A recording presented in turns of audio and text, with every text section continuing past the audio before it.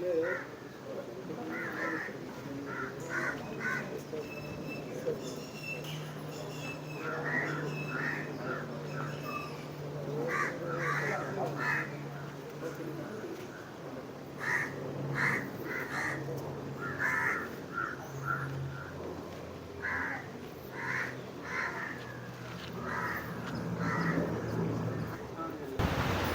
all rise for the universal prayer.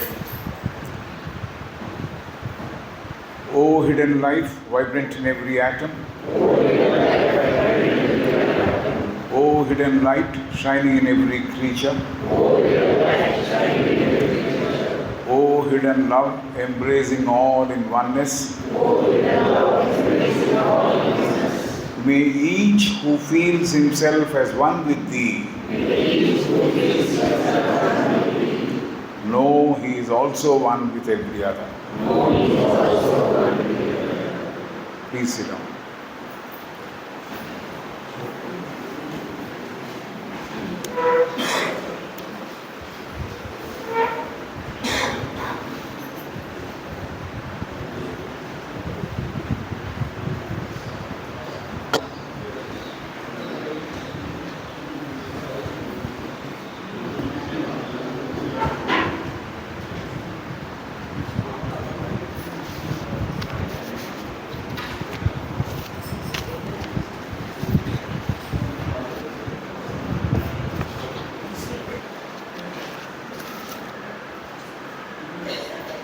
Good morning, brothers and sisters. If all the members have settled down in their chairs which they have chosen to occupy, we'll proceed with the program of the morning first session. There are three speakers in the morning, and the first speaker is Sripriya H March. I know her from a very young age, and my nephew and she were classmates in Shankara school. That's how I remember her distinctly. She is a graduate of mathematics and then has done masters in business administration. She has worked in the insurance sector for a long period of time, say 24 years, and then she rose up to the stage of the general manager of one of the units of the insurance company, and then she was from the philosophical family because Harihara Raghavan, whom you all know, he is from Trivandrum, Ananda Lodge. So his daughter, so naturally it must have gone into her veins. Theosophy must have gone into her bio with him, naturally. So she joined, for the sake of record, the Theosophical Society in February 1977 as a member of the Youth Lodge, and served the Theosophical Society in various capacities, at lodge level, at federation level, and at the international headquarters level, at the Indian section level, all through, and she was an executive committee member, and even now she continues to be a member of the Indian section executive committee and general council member of the Indian section. And she is someone who is deeply interested in the philosophy of theosophy, and she would talk to us on the subject of whether the path to perfection is one or divergent. Whether the path to perfection is one or divergent. Sripriya.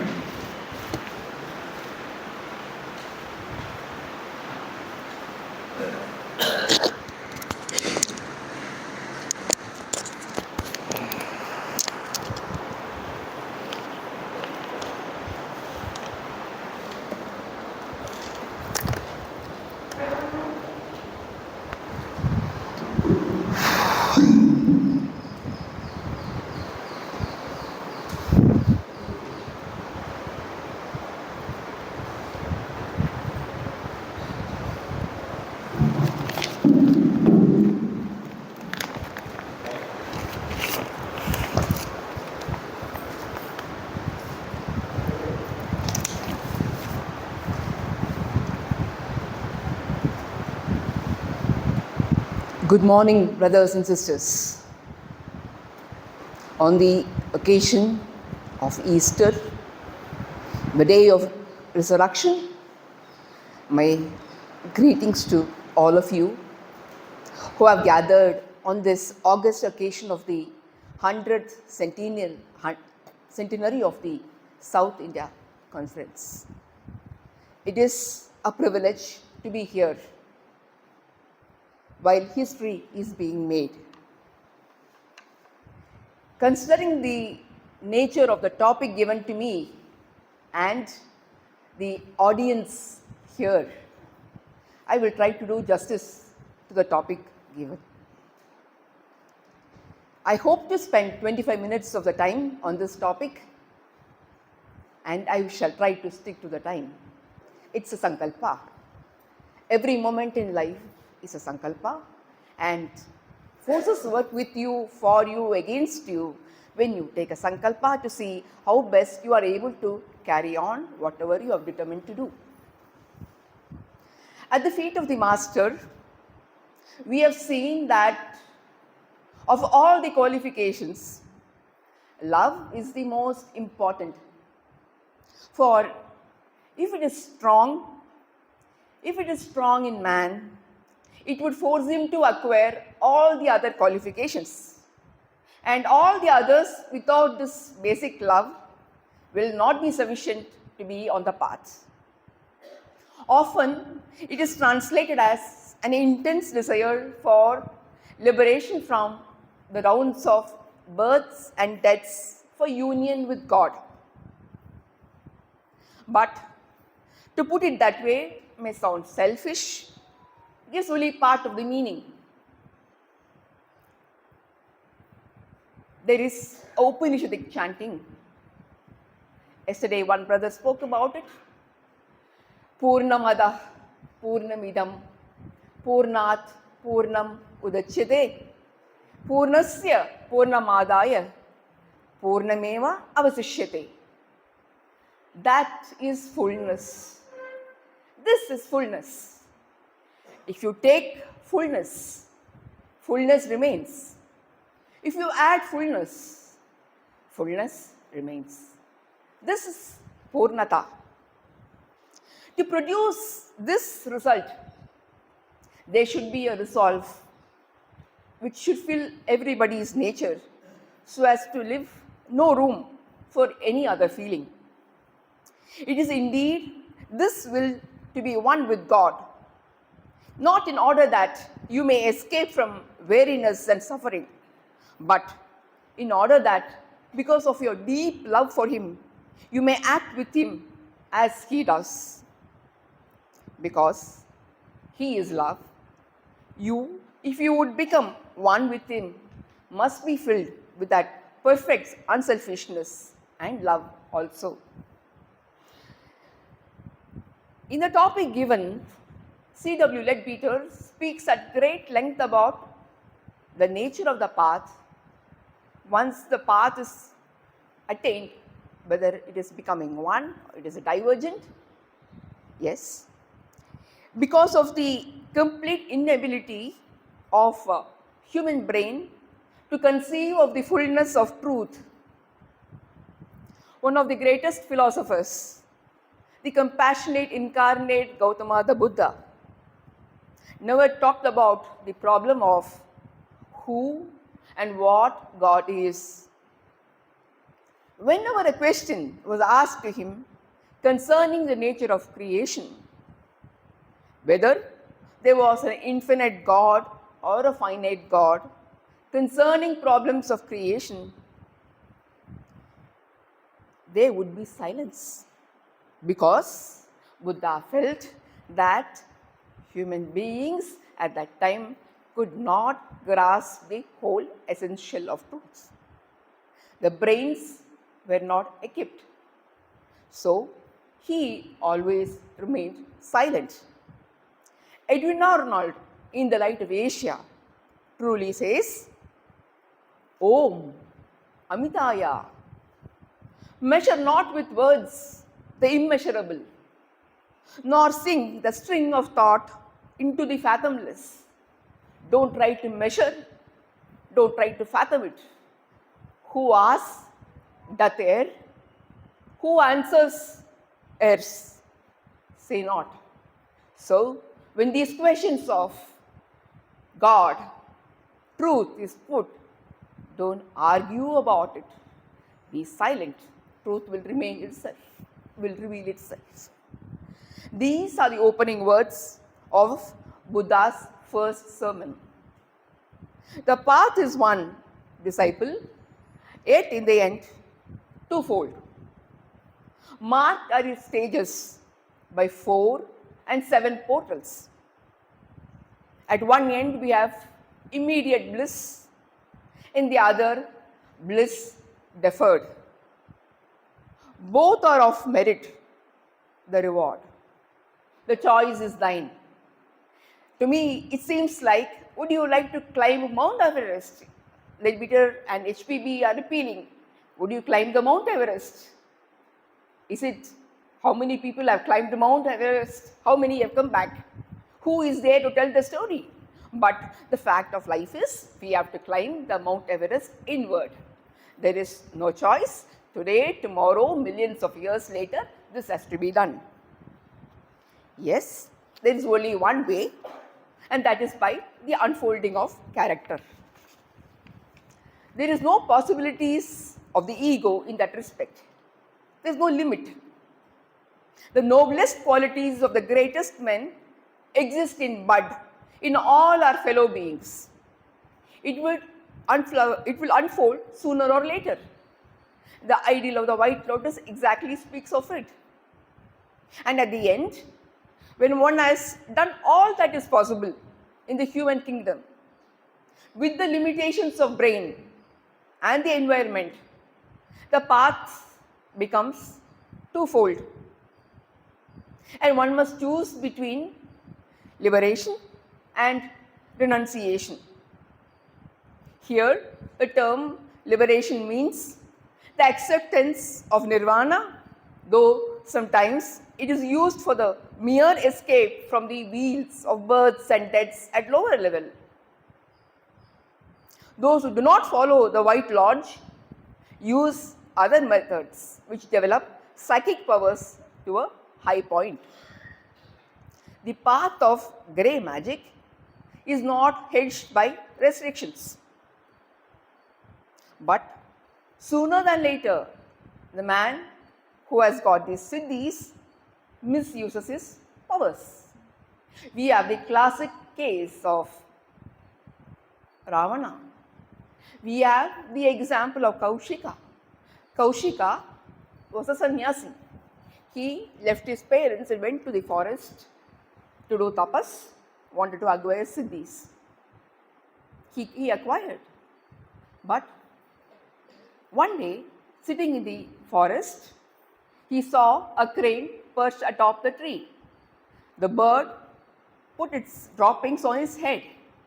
Kaushika became very angry, and with the intensity of his tapas, he burned the bird. Yes, he felt some remorse when the bird died. He thought about it, but then he just went on about his usual chores. He went to take bhiksha, because you have to take bhiksha and lead the life. Where he goes, there is a lady. Where he goes, and the lady says, okay, I will give you food. Now, as soon as he is going to bring the food, her husband comes from outside. So, this lady of the house asks Kaushika, the sannyasi, to wait. She is attending to her husband, finishes everything, and then comes back. This is irritating the sannyasi Kaushika. Now, the householder, that lady says, you think I am the crane, you can burn me down? This Kaushika is stunned. He thought there was no witness. So, how could something which I only knew be known by this lady elsewhere? So, she gives him food and tells him, you go and meet a butcher and learn the other part, how you need to conduct yourself. You have learned a lot of literary matter, but you don't have the capacity to assimilate. So please go and learn. She gives the details. That forms another part of the story. So the point is, the left hand marga always is not good. It is for one's small self. So it does not last.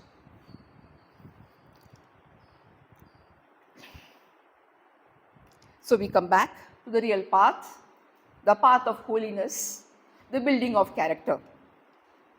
At the highest level of attainment on this path, the aspirant will recover memory of his past lives, though at the same time his consciousness will have widened enormously so as to take in that of great host of beings. He will realize that his power and love are not his own, but God's. Only separateness will have been lost, and looking back, he will see that he has been living under a delusion of separateness.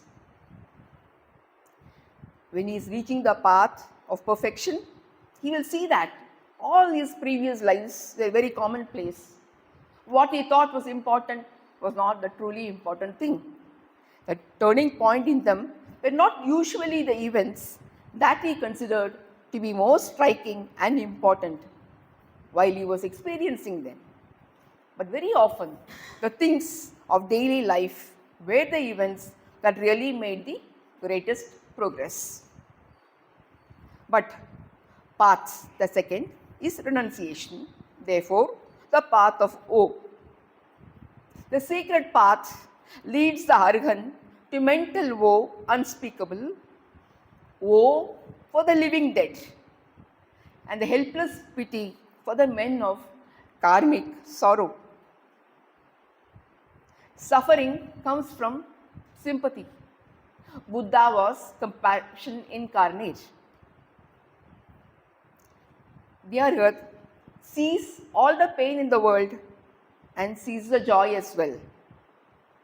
He feels the greatest compassion for the living dead, the great majority of mankind who don't even know that there is something in life worth striving for.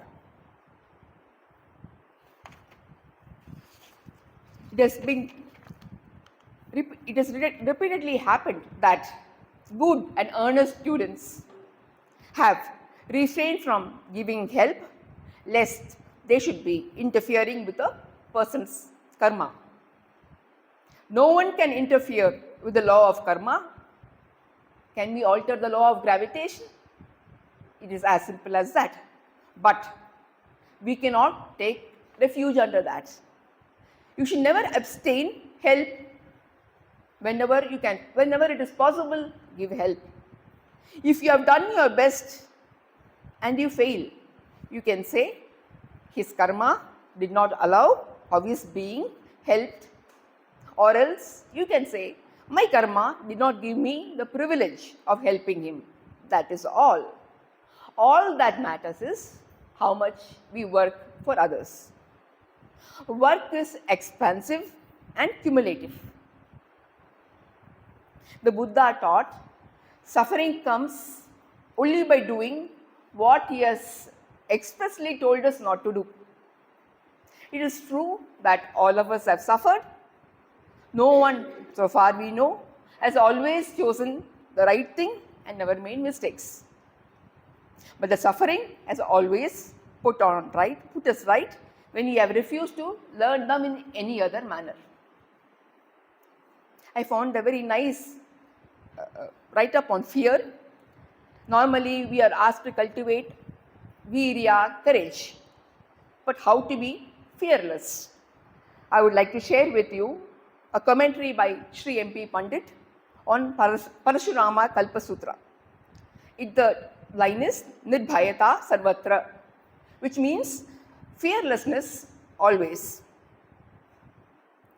Fear arises from a second.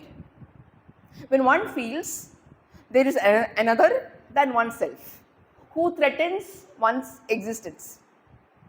This division in consciousness and setting apart of oneself from others is the source of fear.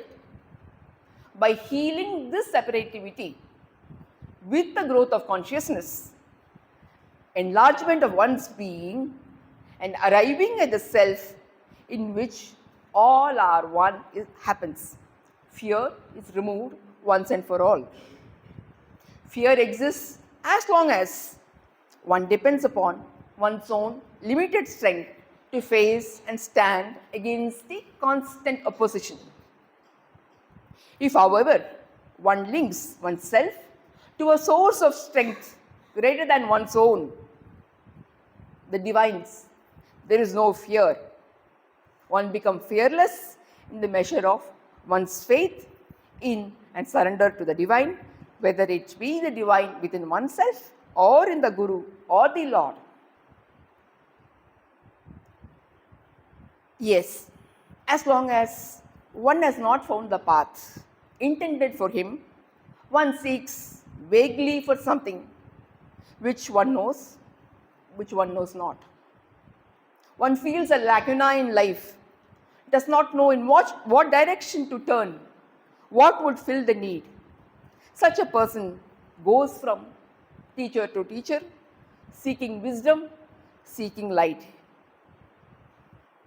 He gathers what each one has to give, and experiences are taken from all sides, and he grows under the direction of it till one day he is led to the appointed teacher who is there to guide him.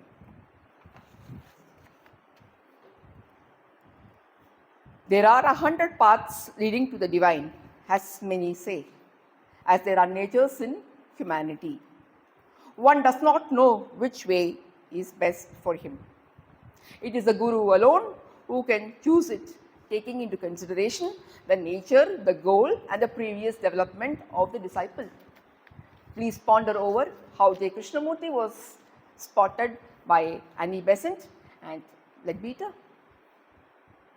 There are many instances in our theosophical history on these matters. The difficulties one encounters on the journey are innumerable, some of them arising from one's own nature. There are pitfalls. Think about this. If you happen to quarrel with somebody today, when you meet that person tomorrow, do you remember that quarrel? That person might have changed. Give him a chance. This is a beautiful idea. But when I meet him tomorrow, how am I seeing him? If somebody insults me today and I have an occasion to meet him tomorrow, will I forget today's insult? If I don't, then what I read will not make any value to me. There are pitfalls.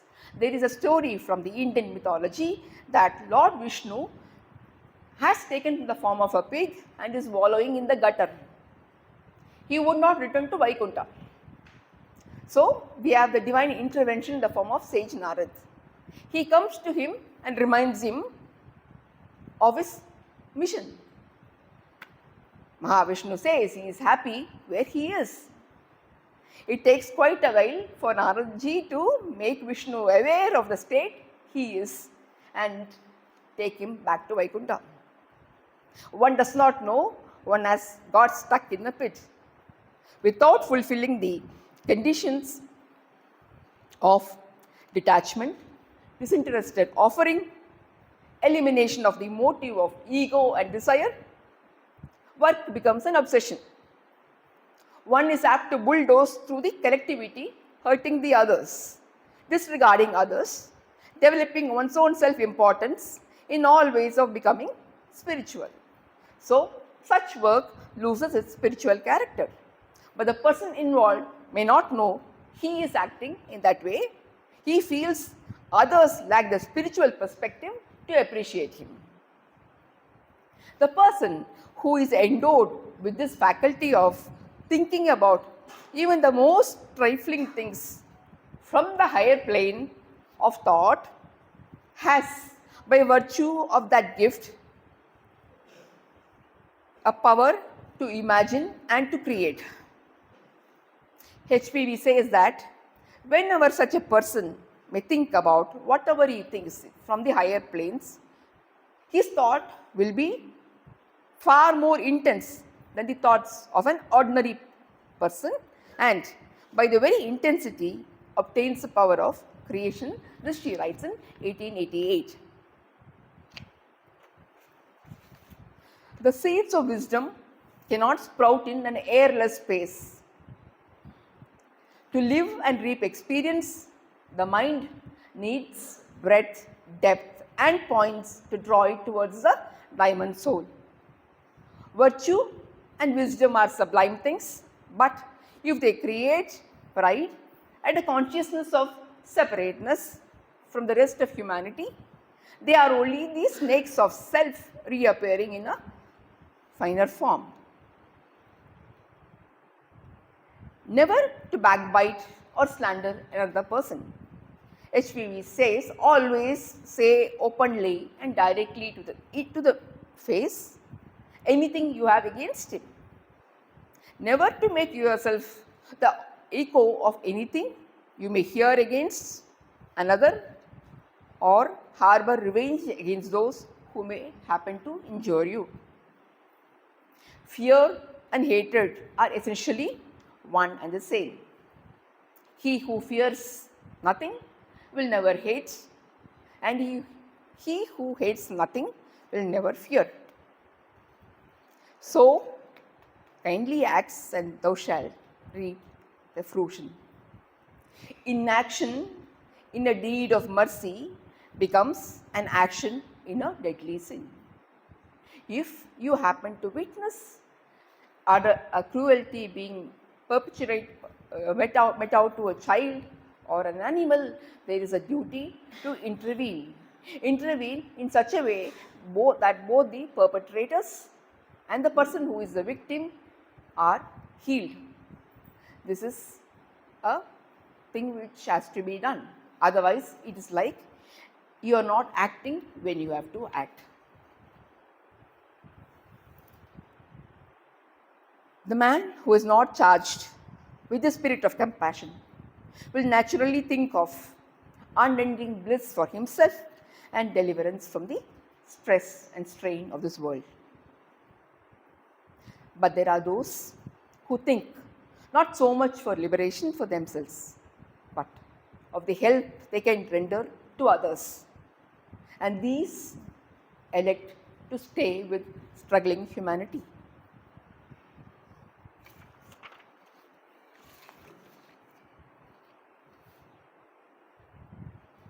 It is a wonderful thing to renounce the bliss which is within our grasp. There are indeed people who are willing to do so. They are the saviors of the world. Brother Sri Ram gives a very comforting statement. He says, maybe this path is meant for only a few people. But he says, don't worry about it. Always do what is best possible in any situation. So, never lose hope and keep trying.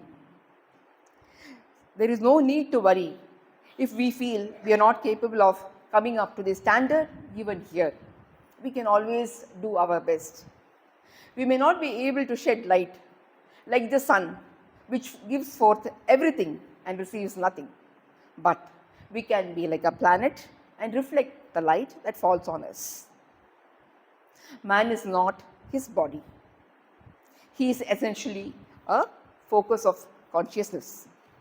But his consciousness has a special awareness not possessed by other creatures. This is signified by describing him as the only free agent in nature. When a person is not conscious of something, he has got no relationship with it. If you pass by a flower without looking at it, there is no relationship. So, can we apply these truths to our lives? Can we come to terms, in spite of past failures, look ahead? Can we find the light within? It is necessary to bring about a condition of inward harmony in every part of ourselves, the body, the emotions, the thoughts, to enable the consciousness to become spiritually awake, clear, subtle, profound, and sensitive. To do that, a quality of mindfulness of attention is needed. To live with that great depth of awareness, sensitivity, and clarity, certain richness and unfailing energy and inspiration are required.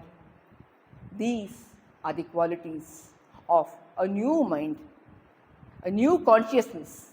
This is the meaning of mukshatva, the quality, the spiritual path of wholeheartedness, single mindedness. Thank you.